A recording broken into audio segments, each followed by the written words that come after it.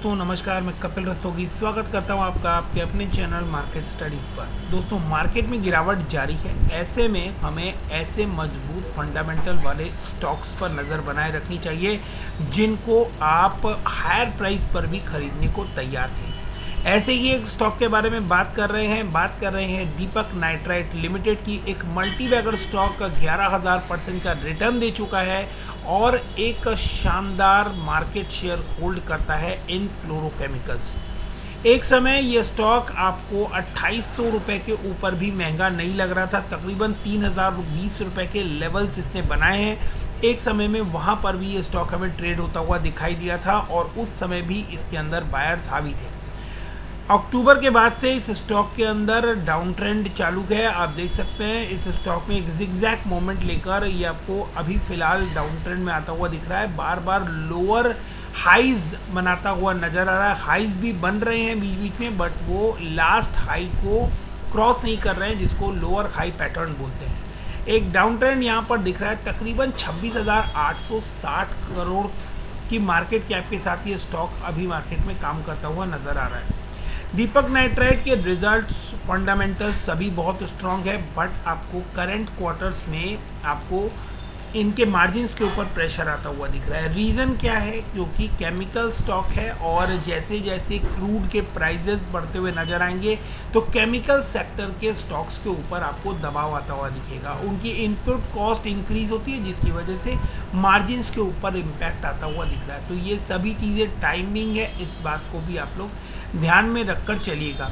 दूसरी बात है कि दीपक नाइट्राइट केमिकल सेक्टर का एक दिग्गज स्टॉक है और केमिकल सेक्टर में इंडिया पूरे वर्ल्ड में 4th सप्लायर है जो कि स्पेशलिटी केमिकल सप्लाई करता है, एक्सपोर्ट करता है। और अभी टोटल मार्केट शेयर का 4% ही इंडिया के पास है, यानी यहाँ से इंडिया के पास स्पेशलिटी केमिकल सेक्टर के एक्सपोर्ट में अभी बहुत बड़ा स्कोप बाकी है। कहने का सेंस ये है कि अभी केमिकल सेक्टर में आपने जो ग्रोथ अभी तक देखी है उसका 25 टाइम मल्टीप्लाई कर दें तो आपको इतनी ग्रोथ अभी भी आनी और देखनी मार्केट को बाकी है। तो बहुत कुछ आगे फ्यूचर में हो सकता है, इसलिए करंट में जो मार्केट के अंदर पैनिक सिचुएशन है, जो वॉलेटाइल सिचुएशन है, ऐसी सिचुएशन से घबराना नहीं चाहिए। अगर अच्छे लेवल्स के ऊपर स्टॉक मिले तो डेफिनेटली हमें उन लेवल्स के ऊपर बाइंग करनी चाहिए, चाहे वो लेवल्स थोड़े डीप ही क्यों ना हो। कहने का सेंस ये है कि चार्ट के ऊपर जब हम स्टॉक को देखते हैं तो आप देख पाएंगे कि एक पैरेलल रेंज यहाँ पर बनती हुई नज़र आ रही है। इस स्टॉक के ऊपर आप यहाँ नज़र डालें तो ये जो यहाँ बॉटम क्रिएट हो रहा है, इस बॉटम के पैरेलली अगर मैं इसको आगे बढ़ाऊं तो आप देख सकते हैं एक पैरेलल रेंज के अंदर ये नीचे आता हुआ नज़र आ रहा है, जिसमें मल्टीपल टाइम्स आपको यहाँ पर रेजिस्टेंस फेस कर रहा है ये, और यहाँ आपको ये मल्टीपल टाइम्स सपोर्ट लेता हुआ दिखाई दे रहा है। कहने का सेंस कि 2173, 2128 और इसके बाद 2116 और फिर यहाँ आप देख सकते हैं 2071 और 1834। तो 1850 रुपये के लेवल पर इसने बेस बनाया है। 2 बार इस लेवल के ऊपर सपोर्ट लेने के बाद इसके अंदर वापस से एक तेज़ी आती हुई दिखाई दी। यहाँ पर भी आप देख सकते हैं 2 बार यहाँ डबल बॉटम बनता हुआ नज़र आया 2094 पे। उसके बाद लेवल्स गए थे 2670 के आसपास, फिर से इसने 1830 के लेवल्स दिखाए। यहाँ पर 2 बार आपको सपोर्ट आता हुआ दिखा। 24 फेब जिस दिन रशिया ने यूक्रेन के ऊपर अटैक किया था, जिस दिन ये शुरुआत हुई थी, और उसके बाद एक बार दोबारा इसने लोज बनाए 8 मार्च के आसपास, और फिर से इसके अंदर हाई लगता हुआ आपको नज़र आया 2382 रुपये के लेवल्स तक ये स्टॉक हमें जाता हुआ नज़र आया। तो इन लेवल्स के ऊपर आप देख सकते हैं यहाँ पर भी ये स्टॉक अब रेजिस्टेंस फेस करता हुआ आपको नज़र आ रहा है। तो और इस पैटर्न का अगर हम हाई की बात करें तो ये जो रेंज है इसका ब्रेक होना इस स्टॉक के लिए बहुत ज़्यादा ज़रूरी है, यानी 2380 के ऊपर आपको इसके अंदर फिर से वो रैली देखने को मिलने वाली है, जिस रैली के लिए आपको दीपक नाइट्रेट का स्टॉक फेमस है। अभी करंटली हम बात करें ये स्टॉक 1970 के आसपास ट्रेड कर रहा है और इसके अंदर जो बेस्ट सपोर्ट, इमीडिएट सपोर्ट आपको देखने को मिलेगा वो तकरीबन 1850 रुपए के लेवल के आसपास है। तो यहाँ तक ये स्टॉक आपको आता हुआ दिखाई दे सकता है मार्केट की गिरावट के अंदर। यहाँ से एक स्ट्रॉन्ग पुल बैक बनता है, आप देख सकते हैं यहाँ पर इसने ऑलरेडी 2 बार सपोर्ट लिया है, तो इन लेवल से एक अच्छा पुल बैक बनता है। इसके अलावा एक और पॉइंट है जिसको हमें यहाँ पर नोट करना चाहिए कि इस रेंज में जो 10 मई से लेकर और तकरीबन 2 जुलाई के आसपास बनती है, एक क्लोज रेंज के अंदर ये स्टॉक आपको ट्रेड करता हुआ नज़र आया था, एक पैरेलल रेंज के अंदर।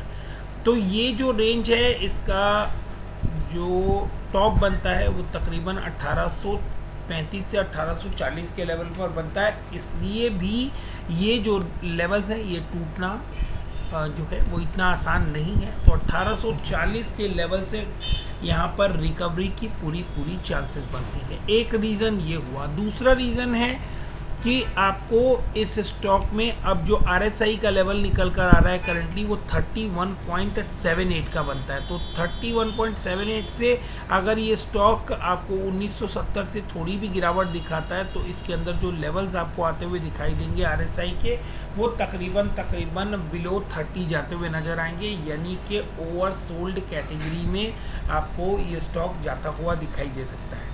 तो जैसे ही इन लेवल्स को ये टच करता है यहाँ से आपको एक रिकवरी आती हुई दिखाई दे सकती है, जो आप यहाँ पर भी देख सकते हैं। 25 नवंबर के आसपास इसने अपना बॉटम टच किया था RSI का, तो वहाँ पर आप देख सकते हैं वहाँ से जो रैली आई थी उसके बाद ये स्टॉक ने नया हाई बनाया। फिर से यहाँ पर आपको ये बॉटम बनाता हुआ नज़र आया। फिर से जो हाई बनाया इसने वो तकरीबन 2382 रुपये के आसपास था, और एक बार फिर से ये अपने बॉटम को टच करता हुआ नज़र आ रहा है। तो यहाँ से एक स्ट्रॉन्ग रिकवरी आपको आती हुई नज़र आ सकती है। इन केस कि अगर ये यहाँ से आपको फर्दर टूटता हुआ नज़र आता है तो इसके अंदर जो लेवल्स देखने को मिलेंगे वो तकरीबन 1700 रुपये के लेवल तक भी हो सकते हैं। गिरावट थोड़ी गहरी हो सकती है अगर मार्केट में दूसरे कारणों से भी गिरावट होती है। तो अगर उस गिरावट में ये स्टॉक आपको नीचे आता हुआ दिखाई दे सकता है तो बेस्ट सपोर्ट, लास्ट सपोर्ट जो है वो 1650 रुपये का लेवल बनता है, जहाँ पर इसने पहले रेजिस्टेंस फेस किया था। और इस पैरेलल लाइन का अगर हम एक्सटेंड करते हैं तो इसका भी लेवल 1640 रुपये के आसपास बनता है। ना सिर्फ इतना बल्कि एक और बड़ा रीज़न है, यहाँ पर आपको एक हेड एंड शोल्डर पैटर्न देखने को मिल रहा है। आप इस चीज़ को यहाँ पर नोट कर सकते हैं कि यहाँ पर एक हेड एंड शोल्डर पैटर्न बनता हुआ हमें नज़र आया था, और इसकी जो नेकलाइन बनती है वो नेकलाइन तकरीबन 2150 रुपये के आसपास बनती है, जहाँ से ये स्टॉक आपको 2600 रुपये के लेवल पर गया था, यानी यहाँ से 500 रुपये का अपसाइड हमें देखने को मिला था। तो जब आपको इसके अंदर हेड एंड शोल्डर पैटर्न बनता हुआ नज़र आ रहा है और टेक्निकली जब इस तरह का कोई पैटर्न बनता है तो जो उसकी नेकलाइन होती है उस नेकलाइन से एग्जैक्टली उसका टॉप रिवर्सल आता है। ऐसा टेक्निकली जो है अगर हेड एंड शोल्डर पैटर्न बन रहा है तो वो चीज़ें आपको देखने को मिलती है। तो यहाँ पर एक हेड एंड शोल्डर पैटर्न बन रहा है, नेकलाइन जो है वो 2150 रुपये के आसपास बनती है और टॉप लाइन 2650 रुपये के आसपास बनती है। तो 500 रुपये का यहाँ पर रिवर्सल अगर आता है 2150 से तो आपको वो 1650 रुपये का लेवल बनता है। तो वर्स्ट टू वर्स्ट सिनेरियो में ये स्टॉक आपको 1650 रुपये के लेवल्स भी दिखा सकता है, यानी कि ये वर्स्ट टू वर्स्ट सिनेरियो है। तो आपको ये स्टॉक जो है ये अगर गिरावट में मैक्सिमम गिरावट भी इसके अंदर आई तो 1650 रुपये का लेवल जो है वो इसके अंदर मैक्सिमम गिरावट का बनता है। इसके बाद इसके अंदर 100% आपको रिकवरी आती हुई दिखाई देने वाली है।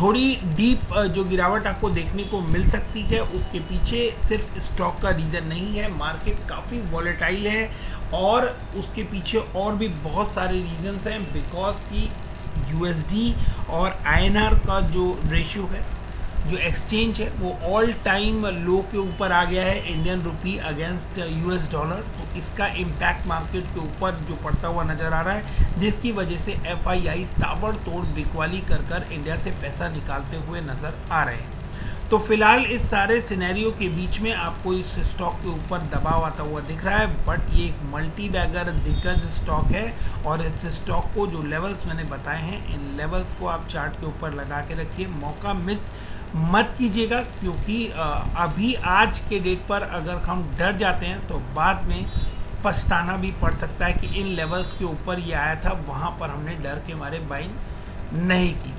तो इन लेवल्स को चार्ट के ऊपर लगा के रखिए और मिलते हैं अगले वीडियो में। चांसेस में मत कीजिएगा। तो वीडियो यहाँ तक देखने के लिए थैंक यू वेरी मच। कोई सुझाव हो तो कमेंट सेक्शन में दीजिएगा। Stay fit, stay healthy, stay industry. Thank you.